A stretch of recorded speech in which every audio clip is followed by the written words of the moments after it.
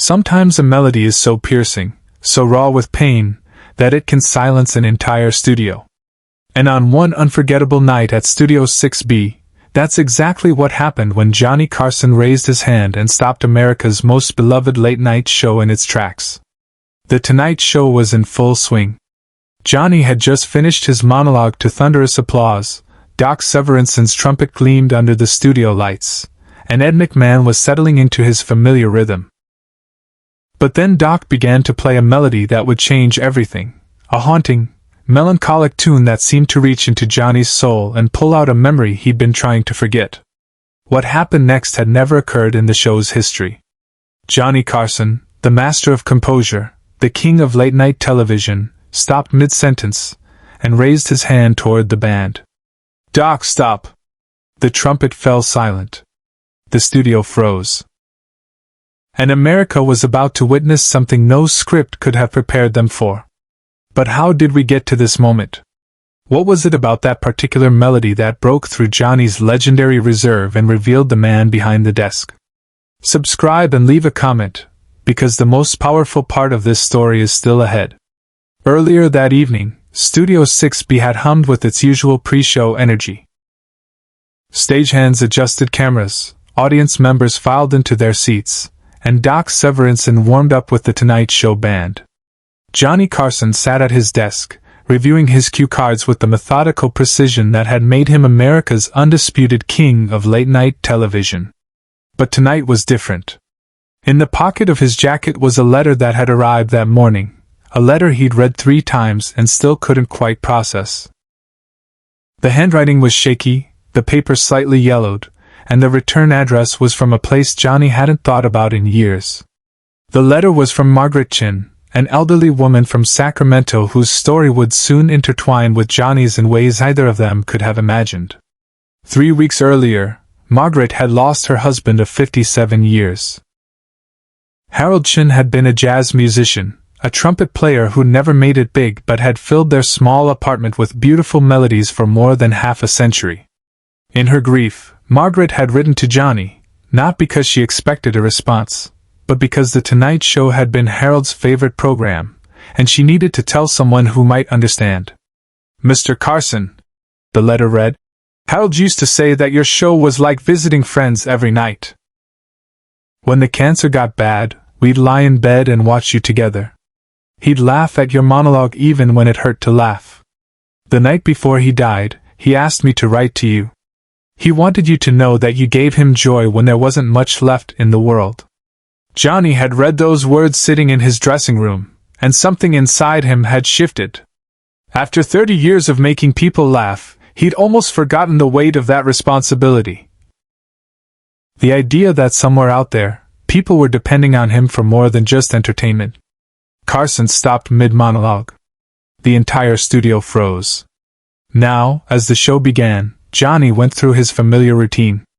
The monologue hit its usual marks, the audience laughed on cue, and everything seemed perfectly normal. But when it came time for Doc to play the musical transition into the first segment, something unexpected happened. Instead of the usual upbeat tune, Doc's trumpet began to weave a slow, haunting melody. It was Body and Soul, a jazz standard that Harold Chin had played for Margaret on their first date in 1965. Doc didn't know this, of course. He'd simply chosen a song that felt right for the moment, unaware that he was playing the soundtrack to a love story that had just ended. Johnny heard the first few notes, and felt something inside him crack. The melody seemed to carry all the weight of Margaret's letter, all the years of bringing comfort to strangers, all the responsibility he'd carried for 3 decades of being invited into America's living rooms. The cameras were rolling, the audience was waiting, but Johnny Carson was somewhere else entirely. He was thinking about Harold Chin, a man he'd never met but whose final weeks had somehow been made a little brighter by the simple act of telling jokes behind a desk. "Doc," Johnny said quietly, raising his hand. "Stop." The trumpet fell silent. The studio, which moments before had been alive with energy, became completely still. The camera operators looked at each other uncertainly. Ed McMahon leaned forward, concern etched across his face. For a moment that felt like an eternity, Johnny Carson sat in silence. And then, in a voice barely above a whisper, he began to speak. "Ladies and gentlemen," he said, "sometimes we forget why we're really here." Backstage, he made a choice no producer would have ever allowed. The studio audience, sensing something profound was happening, remained completely silent. Johnny reached into his jacket and pulled out Margaret's letter. His hands were steady, but those who knew him well could see the emotion in his eyes. "I received a letter this week," Johnny continued, his voice gaining strength. "From a woman named Margaret Chin in Sacramento. She wrote to tell me about her husband Harold, who passed away 3 weeks ago after a long battle with cancer." The camera pushed in slightly, capturing the genuine emotion on Johnny's face. This wasn't performance. This was raw, unfiltered humanity. Harold was a jazz musician. A trumpet player, like our friend Doc here. And according to Margaret, The Tonight Show was one of the last things that could still make Harold smile. Johnny paused, looking directly into the camera. "She wanted me to know that somehow, in some small way, what we do here mattered to him." In the band section, Doc Severinsen lowered his trumpet completely, understanding now why Johnny had stopped the show. The melody he'd chosen, Body and Soul, had somehow connected two strangers across time and space. "I've been doing this job for 30 years, Johnny continued. "And sometimes, I'll be honest with you, it's easy to forget that there are real people on the other side of that camera. People who invite us into their homes, who trust us with their time, who sometimes, like Harold, are fighting battles we can't even imagine." The studio remained absolutely silent. In the control room, the director made the decision to keep rolling, understanding that they were witnessing something that would define not just The Tonight Show, but television itself. Johnny folded the letter carefully and placed it back in his pocket. Then he looked toward Doc and the band. "Doc, would you mind playing that song again? All the way through this time. For Harold. And for Margaret. And for everyone out there who might need a little music tonight." Doc nodded, raised his trumpet, and began to play Body and Soul from the beginning. This time, the melody seemed to fill not just the studio, but the entire country. Viewers at home found themselves wiping away tears they couldn't quite explain. But this was the moment no one in the studio, nor anyone at home, ever saw coming. As Doc played, something magical began to happen. One by one, members of the studio audience began to stand. It started with an elderly man in the third row, then a young woman near the back, then entire sections at once. They weren't applauding. They were simply standing in respect for Harold Chin, for Margaret, for the power of human connection, and for the man behind the desk who had reminded them all why moments like these mattered. Johnny remained seated, his hands folded, watching as his audience participated in an impromptu memorial for a man none of them had ever met. The cameras captured it all, the standing ovation that wasn't really an ovation, the faces in the crowd touched by something they couldn't name, and Johnny Carson, the king of late-night television, sitting quietly at his desk, humbled by the weight of his own influence. When Doc finished playing, the silence that followed was unlike anything Studio 6B had ever experienced. Then, slowly, Johnny stood up. He didn't say anything at first. He just stood there, looking out at his audience, and they looked back at him. "Thank you," he said finally. "Thank you for understanding that sometimes the most important thing we can do is just remember that we're all human beings, sharing this strange experience of being alive." The applause that followed was different from any applause The Tonight Show had ever received. It was deeper, more meaningful, touched with a sadness and a joy that seemed to come from some fundamental truth about human nature. Share and subscribe. Make sure this story is never forgotten. The show continued after that, but it was forever changed. Johnny went through the rest of his planned segments, but there was a different quality to his performance. A depth and authenticity that would influence an entire generation of television hosts. Margaret Chin never knew what had happened that night until weeks later, when she received a package in the mail. Inside was a photograph of Doc Severinsen's trumpet, signed by Johnny with a simple message. For Harold, who reminded us why music matters. Thank you for sharing his story. But the real legacy of that evening wasn't the photograph or even the standing ovation. It was the reminder that television, at its best, could be more than entertainment, it could be communion.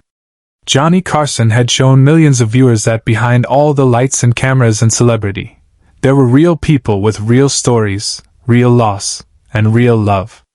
In the months that followed, The Tonight Show received thousands of letters from viewers sharing their own stories. Stories of loss, of hope, of the small ways that laughter and music had helped them through difficult times. Johnny read many of them personally, and though he never again stopped the show quite like he had that night, the spirit of what happened remained with him for the rest of his career. The trumpet that Doc Severinsen played that night was eventually retired to a place of honor at NBC.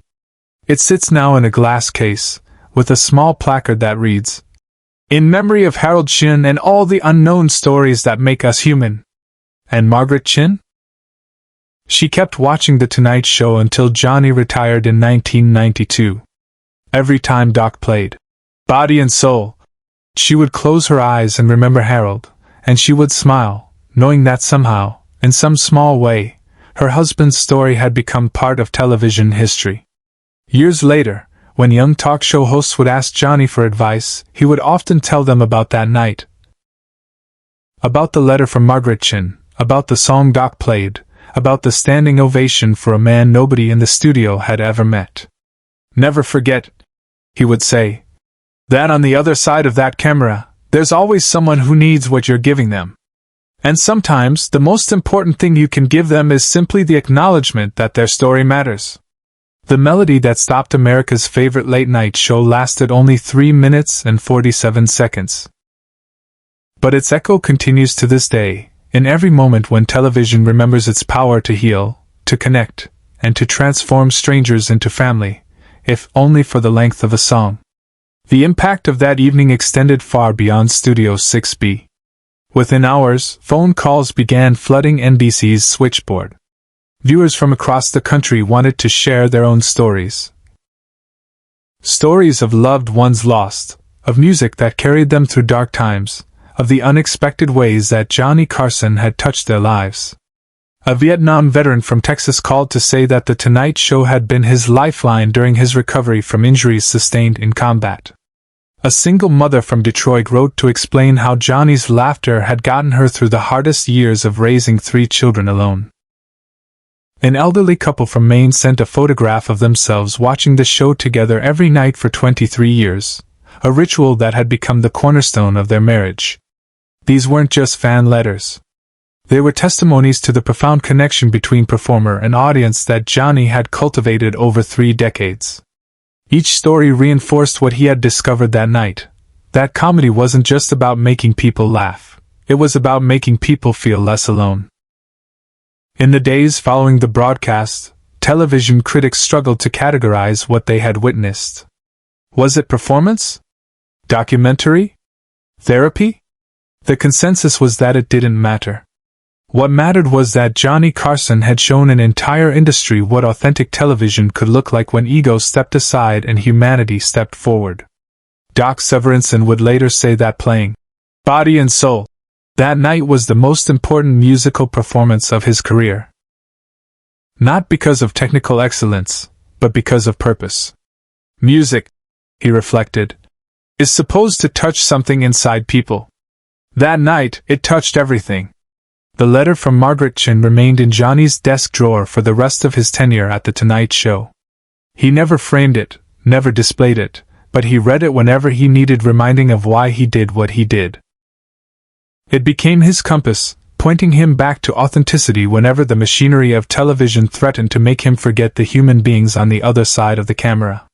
When Johnny Carson retired in 1992, he took with him more than just 3 decades of late-night television history.